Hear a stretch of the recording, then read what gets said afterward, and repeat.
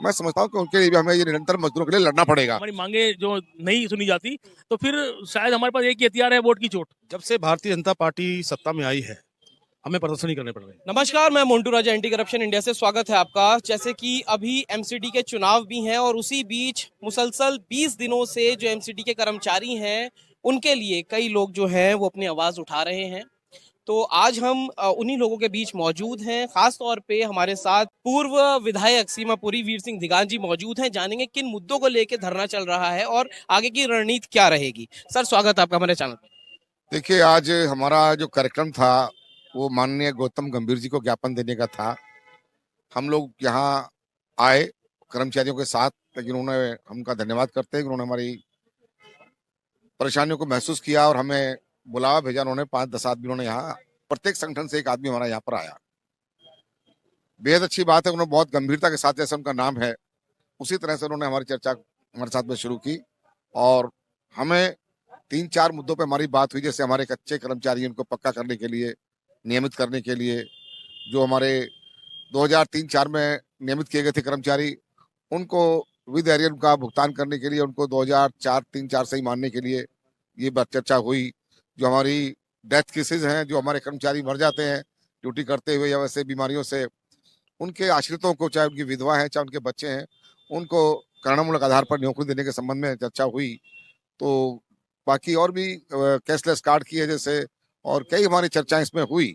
हम उनका बहुत धन्यवाद करते हैं कि उन्होंने बड़ी गंभीरता के साथ हमारी बातों को सुना और ये आश्वासन दिया कि वो जल्दी वो कमिश्नर से, मेयर से बात करके और हमारी जो मीटिंग फिक्स कराएंगे उनमें हमारी समस्याओं का समाधान कराएंगे।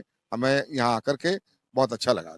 तो क्योंकि जो ये धरना प्रदर्शन है ये पहले भी कई बार आप लोगों ने दिया है, अपनी मूल जो मांगे हैं आपकी उनको लेके कई जो संस्थाएं काम कर रही हैं सफाई कर्मचारियों के लिए, वो लोग भी आए हैं। लेकिन कई बार धरना देने के बाद भी, क्योंकि पिछली बार मुझे याद है कि आम आदमी पार्टी के जो अभी दिल्ली के मुख्यमंत्री हैं उनके घर का भी घेराव किया गया था, कुछ आउटकम नहीं निकल पा रहा है। ये धरना प्रदर्शन जो क्रम है, जब से नगर निगम बनी है तब से करते रहे हैं।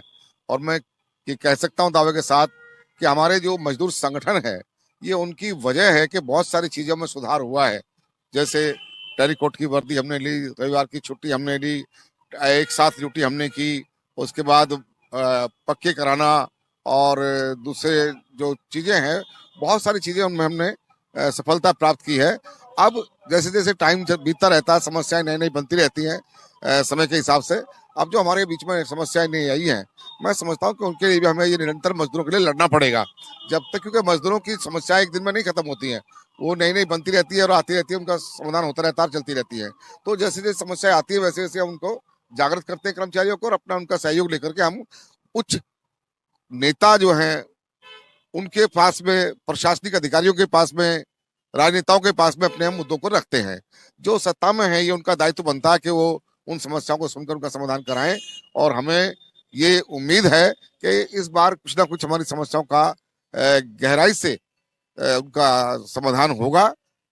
क्योंकि जिस तरह से गौतम गंभीर जी के बयान थे, मार्मिक बयान, उस तरह से मैं समझता हूँ कि निश्चित तौर पे हमारी समस्याओं का जड़ मूल से कुछ समाधान होने की उम्मीद है हमें। और जब तक समाधान नहीं होता, आपने कहा है, तो हमारा ये आंदोलन जारी रहेगा। हम हमेशा से लड़ते आए हैं, लोगों को दिलाते रहे उनकी समस्याओं के, उनकी मांग डिमांड, और आगे भी हम उनके लिए लड़ते रहेंगे जब तक उनकी समस्याएं जीवित रहेंगी। तो और भी लोग हैं कुछ हमारे साथ, उनसे भी हम जान लेते हैं जो इस धरने में रहे हैं। तो यहाँ पे हमारे साथ चेयरमैन साहब, अपना परिचय दें। मेरा नाम दिलीप पारजा है और मैं ठेकेदारी हटाओ संयुक्त मोर्चे में दिल्ली से चेयरमैन हूँ, दिल्ली प्रदेश में। तो अभी जैसे कि आप देख रहे हैं कि ये जो सफाई कर्मचारियों की दिक्कतें हैं ये मुसलसल बनी हुई हैं। कई बार इसका जो है संज्ञान लिया, नहीं लिया। आप लोग हर बार जाते हैं, कभी चीफ मिनिस्टर के घर का घेराव करते हैं। आज आप यहाँ पे जो सांसद हैं पूर्व दिल्ली के, वहाँ आप आए हैं। तो क्या लगता है आपको, क्यों नहीं सरकार सुन पा रही है आपकी दिक्कतें, क्यों नहीं उनको महसूस हो रही? देखिए, ये सच्चाई है। आज जो सब निगम कर्मचारी है उसके साथ टोटल जो सरकारें हैं अपनी राजनीति कर रही हैं। जो दिल्ली सरकार के पास हम जाते हैं तो दिल्ली सरकार कहती है कि मैं निगम को पैसा भेज दिया है आपकी सैलरी का, आपके एरियर्स का। जब हम निगम में जाते हैं तो निगम सरकार कहती है कि हमारे पास दिल्ली सरकार पैसा नहीं भेज रही। तो कर्मचारी को मतलब बीच में एक फुटबॉल बना दिया है। आरोप प्रति आरोप में जो कर्मचारी है वो पिस रहा है। बिल्कुल बिल्कुल, कर्मचारी इसमें पिस रहा है, इसलिए हम लोगों को धरना और प्रदर्शन और हड़तालें करनी पड़ रही हैं।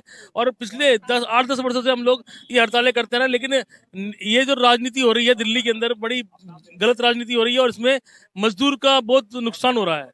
और सच बताएं तो आज 2 महीने हो गए, 3 महीने हो गए सैलरी को, तो सैलरी ना मिलने से 12,000 की सैलरी हम लोगों को मिलती है, और वो 12,000 की सैलरी भी अगर गरीब कर्मचारियों को ना मिले तो आप सोच सकते हैं कि इस महंगाई में अपना गुजारा गुजारा कैसे करेगा। तो इसलिए आज हम गौतम गंभीर जी के ऑफिस पे ही यहाँ प्रदर्शन करने आए थे। तो गौतम गंभीर जी ने, जो सांसद है हमारे, उन्होंने बात सुनी है, बड़े अच्छे तरीके से हमारी बात सुनी, और उन्होंने आश्वासन दिया है कि हम जो है जल्द ही वो कमिश्नर साहब से हमारी मीटिंग कराएंगे और हमारी जो समस्या है उनका सोल्यूशन कराएंगे। लेकिन आश्वासन हमें बहुत समय से मिल रहे हैं, करके दिखाए तो हम जाने। अगर आपको लगता है जैसे आश्वासन बहुत समय से मिल रहे हैं, क्या लगता है अगर अभी भी इग्नोरेंस मिलती है, नहीं काम होता है, आगे की रणनीति क्या रहेगी? देखिए, क्योंकि निगम में भाजपा की सरकार है, और अगर अभी भी गौतम गंभीर जी के पास आने पर भी, उनके आश्वासन पर भी हमें जो संतुष्टि नहीं होती, हमारी डिमांडें, हमारी मांगे जो नहीं सुनी जाती, तो फिर शायद हमारे पास एक ही हथियार है, वोट की चोट।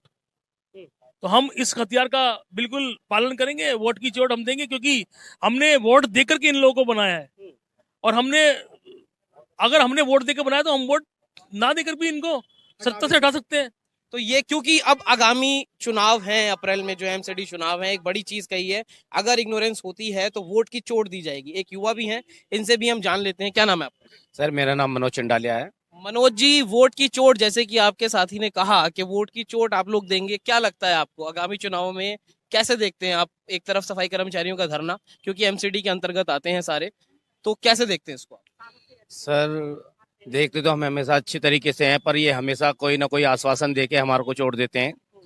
और जब भी जैसे कि पहले केजरीवाल जी आए, उन्होंने इतने अच्छे आश्वासन दिए कि मैं आते के साथ ही भर्ती कर दूंगा, लोगों को पक्का कर दूंगा। वहां से हमारे को आश्वासन अभी तक मिलते आए हैं और मिलते रहे हैं। अभी हम गौतम गंभीर जी के घर यहाँ पे आए हैं। क्योंकि दिल्ली सरकार के अधीन एमसीडी नहीं आता है, तो जो भी करेगा वो केंद्र सरकार ही केंद्र सरकार करेगा, और केंद्र सरकार ये बोलता है कि मैंने दिल्ली सरकार को पैसा दे दिया। जब दिल्ली सरकार के पास पैसा चला जाता है तो हमारे पास पैसा क्यों नहीं आता है? मेन समस्या जो है लोगों की वो यही है कि पैसा केंद्र से आता है। अब जो सरकार है, जो स्टेट गवर्नमेंट है, अरविंद केजरीवाल, जो आम आदमी पार्टी, वो आरोप प्रति आरोप के बीच में जो सफाई कर्मचारी हैं वो पिस रहे हैं। एक सज्जन और हैं, उनसे भी जान लेते हैं। सर, परिचय दें अपना। मेरा नाम नंद किशोर लोर है। अखिल भारतीय सफाई मजदूर कांग्रेस का दिल्ली प्रदेश अध्यक्ष हूँ और मोर्चे का मैं राष्ट्रीय प्रवक्ता हूँ। तो अभी जो ये समस्या है भाई, 20 दिन से आप लोग धरना दे रहे हैं, इससे पहले भी मुख्यमंत्री घर का घेराव हुआ और तमाम बार हमने ये प्रोटेस्ट और धरने देखे हैं। आखिर क्या है इसके पीछे का कारण कि आपकी बातें मानी नहीं जा रही हैं और उसके बाद आप सालों से आप ये इस तरह की समस्याएं झेल रहे हैं? जब से भारतीय जनता पार्टी सत्ता में आई है, हमें प्रदर्शन ही करने पड़ रहे हैं। बीते 15 साल से है। बीजेपी 15 साल से निगम में आई ना, हमें प्रदर्शन ही करने पड़ रहे हैं। कुछ लोग कहते हैं कि मैंने ये जो वस्त्र पहन के बीजेपी का है, लेकिन ये मेरे गुरु का वस्त्र है, वाल्मीकि स्वामी जी का वस्त्र है। एक और बड़ा खुलासा, क्योंकि भगवा के नाम पे जो है बीजेपी अपना जो हिंदुत्व है वो करती है और भगवा रंग पहना हुआ है, लेकिन साफ तौर पे पहले ही स्पष्ट कर रहे हैं कि भगवा पहना है लेकिन बीजेपी का समर्थक नहीं हूँ, जो भगवान का समर्थक हूँ। जी जी, आगे बताएं। इसलिए पैसा केजरीवाल के पास भी है हमारा, और पैसा हमारा निगम के पास भी है, दिल्ली भारतीय जनता पार्टी सरकार भी। नियत नहीं है, हमने मांग की है कि हमें 2,500 करोड़ का स्पेशल पैकेज निगम को दिया जाए ताकि कर्मचारी की स्थिति में सुधार आ सके।